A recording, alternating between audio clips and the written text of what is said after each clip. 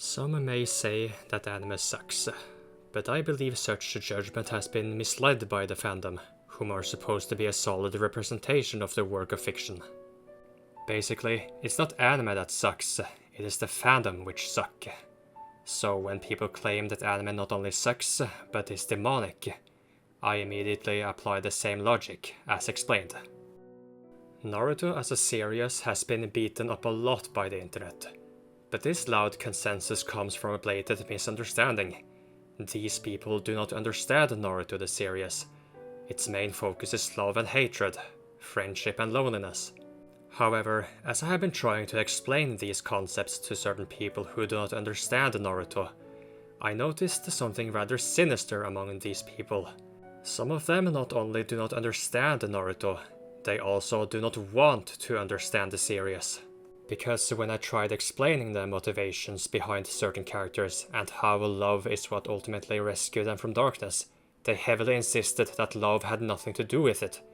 They did everything they could to suggest that the characters' actions and motivations were not linked to love at all, only hatred, selfishness, and other negative emotions. And them coming back to the light made no sense. They tried to paint this false narrative that Naruto consists only of pure black and white, with no grey areas. Through their lenses, there was no room for redemption, no room for forgiveness, and of course, there was no room for understanding. In summary, they had to be right no matter what when talking to me. Then there is the world of Frieren. I have not watched the series yet, but to my knowledge, the beings called demons in this world are indeed pure evil. They don't feel anything, they have no moral compass. The only thing they know is to deceive and kill people. The series tries to deliver the message that coexistence is simply impossible if the other side only wants to see you dead, and that showing mercy and falling for their deceit will only lead to more death. Frieren understands that the brutal reality is that kindness, when directed the wrong way, will only lead to destruction and despair. After all, as some of you may have heard already, the road to hell is paved with good intentions. In a summary from what I've gathered, there isn't supposed to be a grey area in Frieren like it is for Naruto. Naruto is about people fighting people, whereas Frieren is about people fighting true demons. Here comes the dark aspect of the anime fandom in this regard.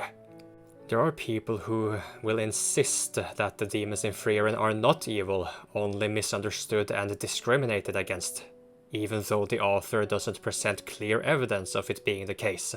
With all of this in mind, I will now like to make the comparison between Naruto and Frieren. Where Naruto is about saving people from darkness, it is met with criticism. And where Frieren is about warding off pure demonic forces, it is met with scrutiny and compassion towards the dark side. Judging by today's politics and everything that has happened, I believe these responses I have mentioned are linked and come from the same place, the radical left. Everything about the radical left is anti-human. They are a death cult. That will honestly explain why they do not like Naruto when compared to Frieren. Because when villains in Naruto get saved from the darkness, it shows that evil and demonic forces can be overcome with love. So when they defend the demons in Frieren's world, it's because they represent what they believe in. A void heart which justifies killing the innocent, simply because they exist on the other side of the fence. They know it is wrong, they know it is evil, yet they try to justify it, while claiming there is a moral complexity to it all, where it is simply uncalled for. Because in every work of fiction, only the author has the power to define the world, the characters and their characteristics. Sure, fan theories are very common, but such theories usually stem from answers and facts not being perfectly clear.